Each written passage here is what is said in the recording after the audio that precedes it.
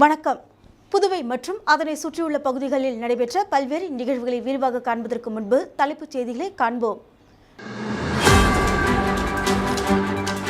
கஞ்சா விற்பனையில் முன்விரோதம், கஞ்சா வியாபாரி வெட்டி படுகொலை. நெல்லித்தோப்பு பகுதியில் பிளாஸ்டிக் தார் சாலை, அதிகாரிகள் நேரில் ஆய்வு. இஸ்ரோவின் இளம் விஞ்ஞானி திட்டம், ஸ்ரீ பாரத் வித்யாசிரம் பள்ளி மாணவர்கள் தேர்வு. கடற்கரை காந்தி சிலை அருகே காய்ந்து போன செடிகள், சீரமைக்கும் பணியில் ஊழியர்கள். இனி விரிவான செய்திகள். சித்ரா பௌர்ணமியை முன்னிட்டு ரெயின்போ நகர் பகுதியில் உள்ள ஓம் சக்தி ஆலய வாயில் முன்பு பக்தர்களுக்கு கமலா அறக்கட்டளை முதன்மை செயலாளர் ரமா வைத்தியநாதன் நீர்மோர் வழங்கினார். சித்ரா பௌர்ணமியை முன்னிட்டு புதுச்சேரியில் உள்ள அம்மன் ஆலயங்களில் சிறப்பு பூஜைகள், அன்னதானங்கள் நடைபெற்றது. அதன் ஒரு பகுதியாக காமராஜர் நகர் தொகுதிக்குட்பட்ட ரெயின்போ நகர் பகுதியில் உள்ள ஓம் சக்தி ஆலயத்தில் சிறப்பு பூஜை நடைபெற்றது. இதில் மகளிர் காங்கிரஸ் மாநில சிறப்பு அழைப்பாளரும் கமலா அறக்கட்டளை முதன்மை செயலாளருமான ரமா வைத்தியநாதன் கலந்து கொண்டு சுவாமி தரிசனம் செய்தார். தொடர்ந்து அப்பகுதியில் இருந்த பக்தர்கள் மற்றும் பொதுமக்களுக்கு நீர்மோர் வழங்கினார். நிகழ்ச்சியில் கோவில் நிர்வாகத்தினர், அப்பகுதி மக்கள் ஏராளமானோர் உடனிருந்தனர். ஸ்ரீ ஜல முத்துமாரியம்மன் ஆலயத்தில் 51ஆம் ஆண்டு சித்ரா பௌர்ணமி பிரம்மோற்சவ திருவிழாவில் சட்டமன்ற கட்சித் தலைவர் வைத்தியநாதன் கலந்து கொண்டு சுவாமி தரிசனம் செய்தார். புதுச்சேரி லாஸ்பேட்டை தொகுதிக்குட்பட்ட ஜீவானந்தபுரம் பகுதியில் அருள்மிகு ஸ்ரீ ஜலமுத்து மாரியம்மன் ஆலயம் உள்ளது. சித்ரா பௌர்ணமியை முன்னிட்டு கடந்த 20ஆம் தேதி கோவில் கொடியேற்றம் மற்றும் காப்பு கட்டுதலுடன் விழா துவங்கியது. தொடர்ந்து சுவாமிக்கு தினம்தோறும் சிறப்பு அபிஷேக ஆராதனைகள் நடைபெற்றன. இந்த நிலையில் விழாவின் முக்கிய நிகழ்ச்சியாக சாகை வார்த்தல் நிகழ்ச்சி நடைபெற்றது. இதில் காங்கிரஸ் சட்டமன்ற கட்சி தலைவரும் தொகுதியின் சட்டமன்ற உறுப்பினருமான வைத்தியநாதன் மற்றும் கமலா அறக்கட்டளை முதன்மை செயலர் ரமா வைத்தியநாதன் உட்பட ஏராளமான பக்தர்கள் கலந்து கொண்டு சுவாமி தரிசனம் செய்தனர். மேலும் நிகழ்ச்சிக்கான ஏற்பாடுகளை ஆலய அறங்காவலர் குழு நிர்வாகிகள் செய்திருந்தனர்.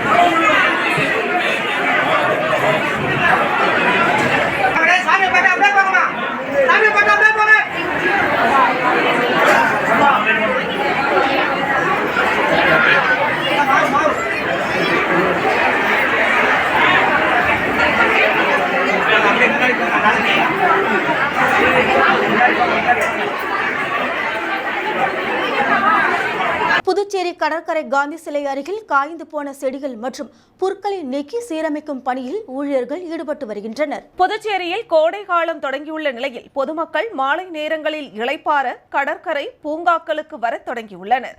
இதேபோல் சுற்றுலா பயணிகளும் அதிக அளவில் இங்கு வருகின்றனர். இந்த நிலையில் கடற்கரையில் காந்தி சிலை அருகிலும் மற்றும் கடற்கரை பூங்காவில் அழகுற புற்கள் மற்றும் அழகு செடிகள் வளர்க்கப்பட்டு நகராட்சியால் பராமரிக்கப்பட்டு வந்தது. ஆனால் தற்பொழுது வெயிலின் தாக்கத்தினாலும் தண்ணீர் ஊற்றி பராமரிக்காததாலும் கருகி காணப்பட்டது. மேலும் புற்கள் நடப்பட்ட இடங்களில் புற்கள் காய்ந்து மோசமாக காணப்பட்டது.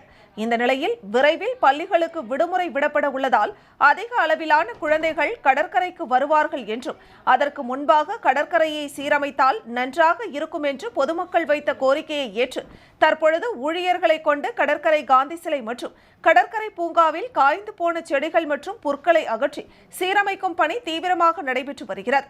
மேலும் சுற்றுலாவினர் அதிகம் கூடும் இடமான கடற்கரை தற்பொழுது வெயிலின் தாக்கத்தினால் சுற்றுலாவினர் மற்றும் பொதுமக்கள் நடமாட்டம் இன்றி வெறிச்சோடி காணப்படுவது குறிப்பிடத்தக்கது.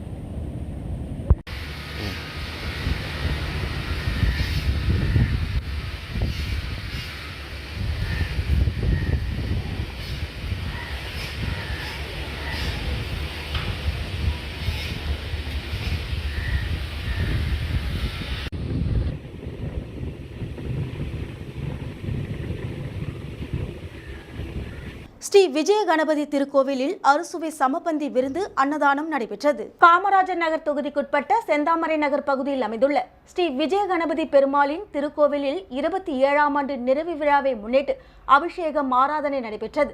அதனைத் தொடர்ந்து இன்று பிற்பகல் 12 மணி அளவில் பொதுமக்கள் பக்தர்களுக்கு 500 பேருக்கு சமபந்தி விருந்து அன்னதானம் வழங்கப்பட்டது. இந்நிகழ்ச்சியில் தலைவர் தனராஜா, உபதலைவர் பாலபாஸ்கரன், செயலாளர் பாஸ்கரன், துணை செயலாளர்கள் சக்திவேல், கலைச்செல்வன், பொருளாளர் சிவப்பிரகாசம், சட்ட ஆலோசகர் கோவிந்தராசு, செயற்குழு உறுப்பினர்கள் செல்வராஜன், சுந்தரம், பெருமாள், சிவானந்தம், ராமச்சந்திரன், சரவணன், ஸ்ரீனிவாசன், கந்தசாமி மற்றும் கோவில் அர்ச்சகர்கள் ரகுநாதையர், சந்திரசேகர் ஐயர் மற்றும் ஊர் பொதுமக்கள் விழாவில் திரளாக கலந்து கொண்டனர்.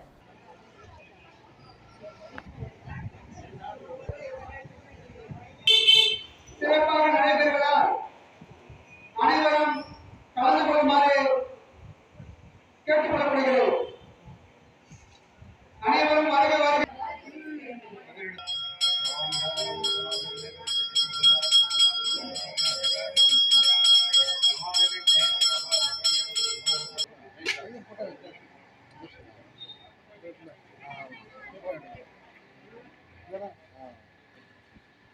விழுப்புரம் மாவட்டம் ஆரோவில் அருகே அமைந்துள்ள இடையஞ்சாவடி வர்ண முத்துமாரியம்மன் ஆலயத்தில் உலக நன்மை வேண்டி நடைபெற்ற 7ஆம் ஆண்டு 1008 பால்குட அபிஷேகம் விழா திரளான பக்தர்கள் பங்கேற்று சுவாமி தரிசனம் செய்தனர். விழுப்புரம் மாவட்டம் ஆரோவில் அருகே அமைந்துள்ள இடையஞ்சாவடி கிராமத்தில் எழுந்தரில் இருக்கும் அருள்மிகு ஸ்ரீ வர்ண முத்துமாரியம்மன் ஆலயத்தில் சித்ரா பௌர்ணமியை முன்னிட்டு நடைபெற்ற 7ஆம் ஆண்டு பால்குட அபிஷேக விழாவில் வர்ணமுத்து மாரியம்மனுக்கு 1008 பால்குட அபிஷேகம் செய்யப்பட்டது. முன்னதாக இடையஞ்சாவடி கிராமத்தில் அமைந்துள்ள ஸ்ரீ பாலசுந்தர விநாயகர் ஆலயத்தில் சிறப்பு பூஜைகள் செய்யப்பட்டு பின்பு விநாயகர் கோவிலில் இருந்து பால்குடம் ஊர்வலமாக முக்கிய வீதிகள் மற்றும் மாட வீதிகளின் வழியாக ஊர்வலம் வந்த பக்தர்கள் வர்ணமுத்து மாரியம்மனுக்கு பால் அபிஷேகம் செய்தனர். இந்த பால் அபிஷேகம் செய்வதால் அம்மன் குளிர்ந்து மனம் மகிழ்ந்து வெப்பம் தணிந்து அனைத்து மக்களும் நலமுடன் வாழ அம்மனின் அருள் கிடைக்கும் என கூறப்படுகிறது.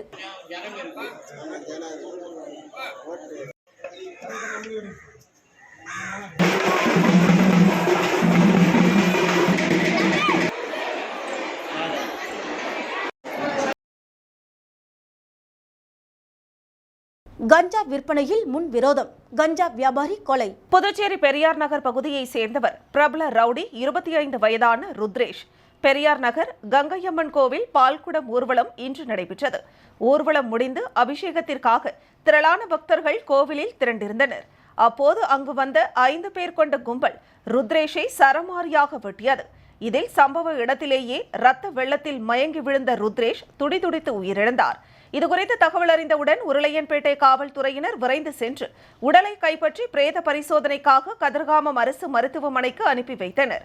இதையடுத்து உருளையன்பேட்டை காவல்துறையினர் வழக்கு பதிவு செய்து விசாரணை நடத்தினர்.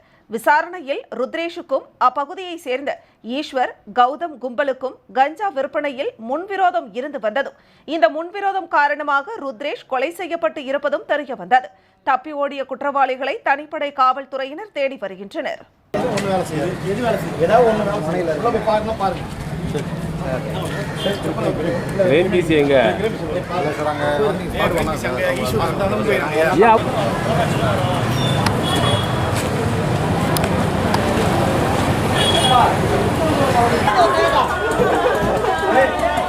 சித்ரா பௌர்ணமியை முன்னிட்டு பிள்ளைத்தோட்டம் பகுதியில் உள்ள ஆனந்த கங்கை முத்து மாரியம்மன் ஆலயத்தில் நடைபெற்ற விளக்கு பூஜை ஏராளமான பெண்கள் கலந்து கொண்டு சுவாமி தரிசனம் செய்தனர். சித்ரா பௌர்ணமியை முன்னிட்டு புதுச்சேரியில் உள்ள ஆலயங்களில் பல்வேறு சிறப்பு பூஜைகள் நடைபெற்று வருகிறது. அதன் ஒரு பகுதியாக நெல்லித்தோப்பு தொகுதிக்குட்பட்ட பிள்ளைத்தோட்டம் பகுதியில் ஸ்ரீ ஆனந்த பிரணசக்தி கங்கை முத்துமாரியம்மன் ஆலயத்தில் திருவிளக்கு பூஜை நடைபெற்றது. இதில் ஏராளமான பெண்கள் கலந்து கொண்டு பூஜை செய்து வழிபட்டனர். மேலும் நிகழ்ச்சிக்கான ஏற்பாடுகளை ஆலய நிர்வாகிகள் செய்திருந்தனர்.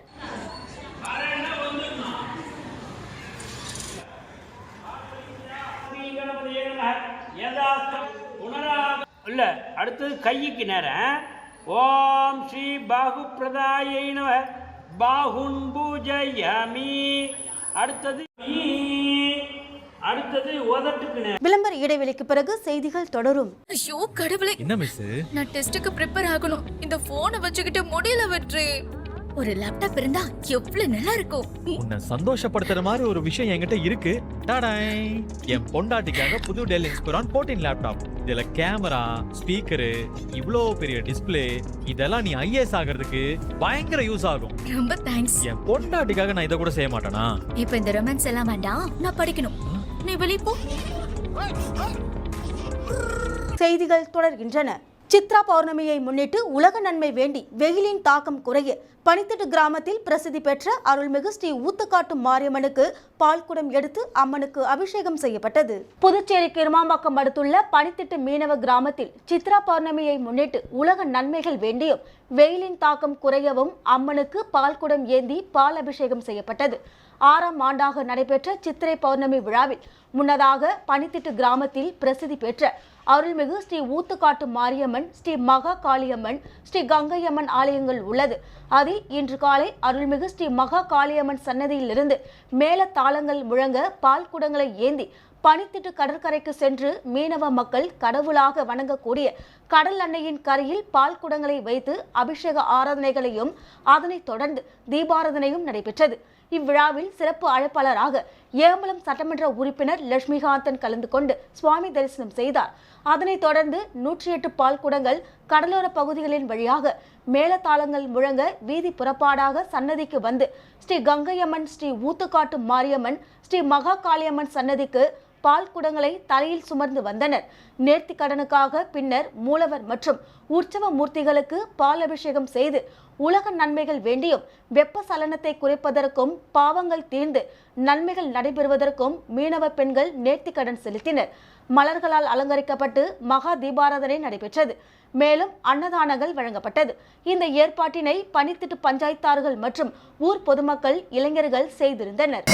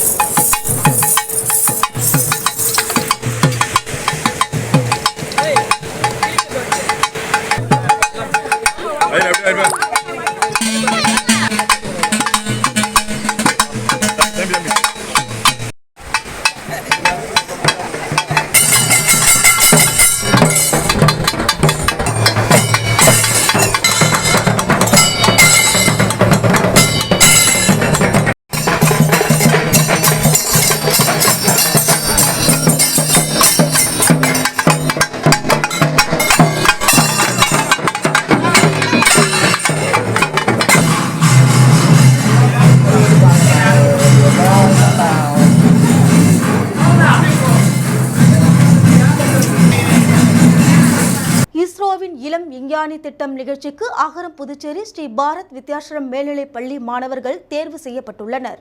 இஸ்ரோவின் முன்னணி மையமாக திருவனந்தபுரம் விக்ரம் சாராபாய் விண்வெளி மையத்தில் இளம் விஞ்ஞானி திட்டம் 2024 எனும் பெயரில் இருவார குடியிருப்பு நிகழ்ச்சி நடைபெற உள்ளது. இதில் பங்கேற்க இந்தியா முழுவதிலும் இருந்து மொத்தம் 350 மாணவர்கள் தேர்வு செய்யப்பட்டுள்ளனர். ஸ்ரீ பாரத் வித்யாசிரம் பள்ளியின் சார்பாக 9ஆம் வகுப்பு மாணவர்கள் சாந்தநாயகி, தருண்குமார் ஆகியோர் இந்த நிகழ்ச்சியில் பங்கேற்கும் வாய்ப்பை பெற்றுள்ளனர். பள்ளி மாணவர்களுக்கு விண்வெளியின் தொழில்நுட்பம், அறிவியல் மற்றும் பயன்பாடுகள் குறித்து அடிப்படை அறிவை வழங்க இந்த சிறப்பு திட்டத்தை இஸ்ரோ ஏற்பாடு செய்துள்ளது. இதனைத் தொடர்ந்து பள்ளியின் நிறுவனர், நாடாளுமன்ற உறுப்பினர் டாக்டர் ஜெகத்ரட்சகன் அவர்களை மாணவர்கள் சந்தித்து வாழ்த்துக்களை பெற்றனர். மாணவர்களுடன் பள்ளியின் தாளாளர் டாக்டர் மனிதநேயமிக்க மனிதர் சந்தான கிருஷ்ணன் மற்றும் பள்ளியின் முதல்வர் சாந்தி ஜெயசுந்தர், வழிகாட்டி ஆசிரியர் அருண்குமார் ஆகியோர் உடனிருந்தனர். நெல்லித்தோப்பு பகுதியில் பிளாஸ்டிக் தார் சாலை அமைக்கப்பட்ட நிலையில் அதனை அதிகாரிகள் நேரில் ஆய்வு செய்தனர். புதுச்சேரியில் 50 மைக்ரானுக்கு கீழ் உள்ள பிளாஸ்டிக் பைகள், டீ கப் உள்ளிட்ட 10 வகையான பொருட்கள் பயன்படுத்த தடை விதிக்கப்பட்டுள்ளது. ஆனால் தடையை மீறி சில கடைகளில் விற்பனை செய்யப்படுகின்றன. இந்த நிலையில் புதுச்சேரி அரசு மாசு கட்டுப்பாட்டு வாரியம், உள்ளாட்சி அமைப்புகள் இணைந்து அடிக்கடி சோதனை நடத்தி தடை செய்யப்பட்டுள்ள பிளாஸ்டிக் பொருட்களை பறிமுதல் செய்து வருகின்றனர். இவ்வாறு பறிமுதல் செய்யப்பட்ட பிளாஸ்டிக் பொருட்கள் மாசு கட்டுப்பாட்டு வாரியத்தில் சுமார் 5 டன் அளவிற்கு உள்ளது. இவற்றை மறுசுழற்சி செய்து சாலை அமைக்க சுற்றுச்சூழல் துறை முடிவு செய்தது. அதன்படி பறிமுதல் செய்யப்பட்ட பிளாஸ்டிக் பொருட்களை எந்திரத்தின் உதவியுடன் சிறு சிறு துகள்களாக மாற்றி தார் சாலை அமைக்கும் போது தாருடன் 10% கலந்து பயன்படுத்தப்படுகிறது. இந்த நிலையில் நெல்லித்தோப்பு தொகுதி கருணாகரன் வீதியில் 4 மற்றும் 5வது குறுக்கு தெருக்களில் பிளாஸ்டிக் துகள்கள் கலந்து தார் சாலை அமைக்கும் பணி நடைபெற்றது. இரு தெருக்களிலும் 400 மீட்டர் தூரத்திற்கு பிளாஸ்டிக் சாலை அமைக்கப்பட்டது. இதனை மாசு கட்டுப்பாட்டு குழும உறுப்பினர் செயலர் ரமேஷ், புதுச்சேரி நகராட்சி உதவி பொறியாளர் சிவபாலன், இளநிலை பொறியாளர் குப்புசாமி மற்றும் அதிகாரிகள் ஆய்வு செய்தனர். அப்போது பிளாஸ்டிக் துகள்களை சரியான அளவு கலந்து சாலை அமைக்கும்படி கேட்டுக்கொண்டனர். இதேபோல் புதுச்சேரி நகர் முழுவதும் உட்புற சாலைகளில் பிளாஸ்டிக் தார் சாலை அமைக்க ஏற்பாடு செய்யப்பட்டுள்ளதாக அதிகாரிகள் தெரிவித்தனர்.